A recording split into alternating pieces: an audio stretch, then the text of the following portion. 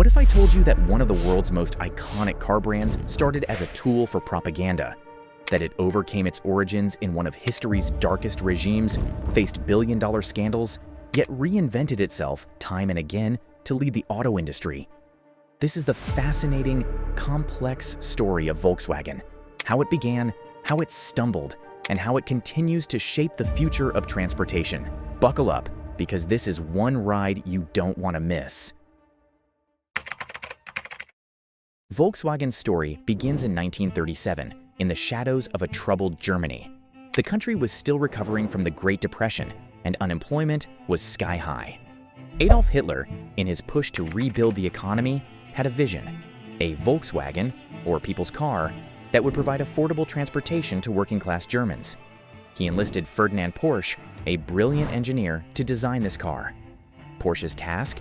To create a vehicle that was small, reliable, and cheap to produce. The result? The Volkswagen Beetle, a design that would eventually become one of the most recognizable cars in history. But controversy followed the Beetle from the very beginning. Porsche's designs drew heavy inspiration from earlier engineers like Josef Ganz and Hans Ledwinka. Accusations of plagiarism swirled, but the Nazi regime's influence quashed legal challenges. The Beetle rolled forward, but its origin was far from original. When World War II erupted in 1939, Volkswagen shifted gears. Instead of producing civilian cars, the company's factories were repurposed to manufacture military vehicles like the Kübelwagen and Schwimmwagen. These rugged vehicles became essential for the German war effort. But Volkswagen's darkest chapter lies in its reliance on forced labor. Tens of thousands of prisoners of war, concentration camp detainees, and other exploited workers were subjected to brutal conditions in the company's factories. Infants born to female laborers were neglected to the point of near total infant mortality. This period left a deep scar on Volkswagen's history, one the company would later confront publicly. By the end of World War II, Germany was in ruins, and Volkswagen's factories were no exception. Bombed to near oblivion, the company was left with nothing but its controversial past. Many believed Volkswagen wouldn't survive. But then came Major Ivan Hurst, a British officer stationed in Germany. Hurst saw potential in the rubble. He began repairing the factory, initially using it to produce vehicles for the British Army. Under his leadership, Volkswagen's first post-war Beetles began rolling off the production line. The company's fortunes changed further when it came under German management, led by Heinrich Nordhoff. Nordhoff focused on perfecting the Beetle, turning it into a global phenomenon. By the 1950s, Volkswagen was producing hundreds of thousands of Beetles annually, exporting them across Europe and into the United States. The Beetle wasn't just a car, it was a cultural symbol. In the 1960s, it became an icon of counterculture in America. Young people, disillusioned with flashy, oversized American cars, embraced the Beetle for its simplicity and reliability. It wasn't just transportation, it was a statement.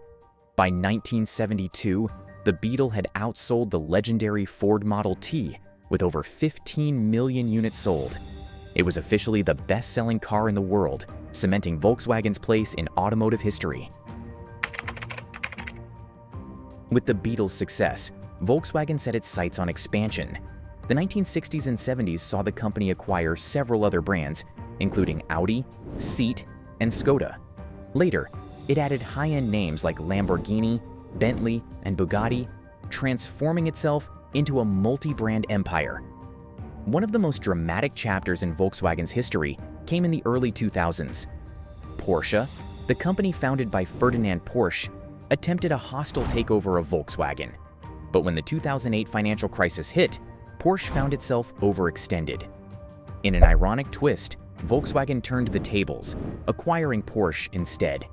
Today, the Volkswagen Group produces everything from budget-friendly compact cars to luxury hypercars. Its portfolio is a testament to its ambition and adaptability.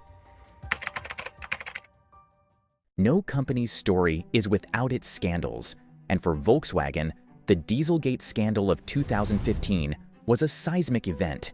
The company was caught installing software in its diesel vehicles to cheat emissions tests. Here's how it worked. During emissions testing, the software would activate controls that made the car appear compliant with environmental standards. But in real-world driving conditions, these vehicles emitted nitrogen oxide levels up to 40 times the legal limit. The fallout was swift and severe. Over 11 million cars were affected globally. Volkswagen faced over $35 billion in fines, lawsuits, and settlements. Its CEO stepped down, and the scandal sent shockwaves through the entire auto industry. And it didn't stop there. Investigations revealed that Volkswagen had conducted unethical tests on live monkeys, exposing them to diesel fumes. This revelation further damaged the company's reputation, making Dieselgate one of the most infamous scandals in corporate history.